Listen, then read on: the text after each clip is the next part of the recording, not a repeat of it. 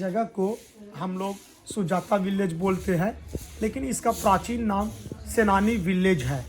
आज के वर्तमान में इस गांव को बकरौर नाम से जाना जाता है और सुजाता मंदिर भी इसे कहते हैं हम लोग।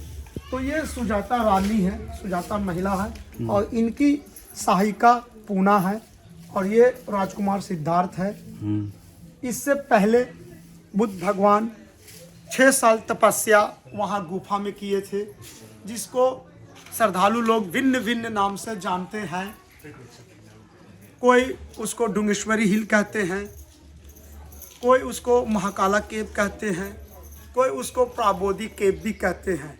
प्राबोधि केव का मतलब होता है प्री इनलाइटेंड प्लेस।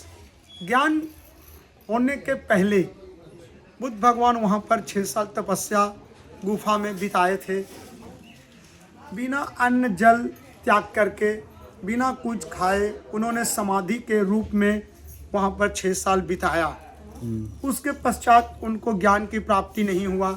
तब उन्होंने सोचा कि इस तरह से मेरा शरीर बहुत कमज़ोर पड़ रहा है, मैं अंदरून भीतर से भी कमज़ोर पड़ रहा हूँ और ज्ञान प्राप्त करने के लिए मुझे शरीर का जीवित रखना बहुत ज़रूरी है।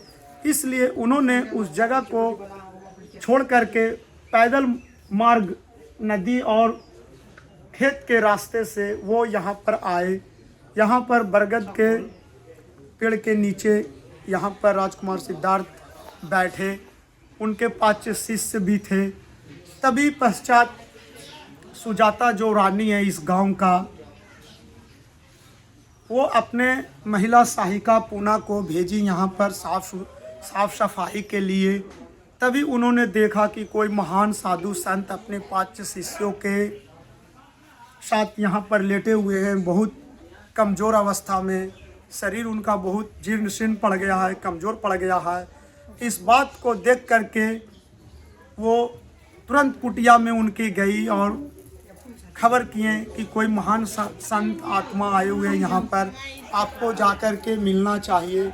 तभी वो उनको जिज्ञासा होता है और इस जिज्ञासा से वो आते हैं और राजकुमार सिद्धार्थ से बात करते हैं कि आप कौन हैं, क्योंकि उनको लगा कि may be he is the tree spirit, कोई वृक्ष का पवित्र आत्मा है, कोई वृक्ष से निकले हुए भगवान हैं, ये कौन है। तब वो बताते हैं कि मैं राजकुमार सिद्धार्थ गौतम हूँ, मैं ज्ञान की खोज में हूँ।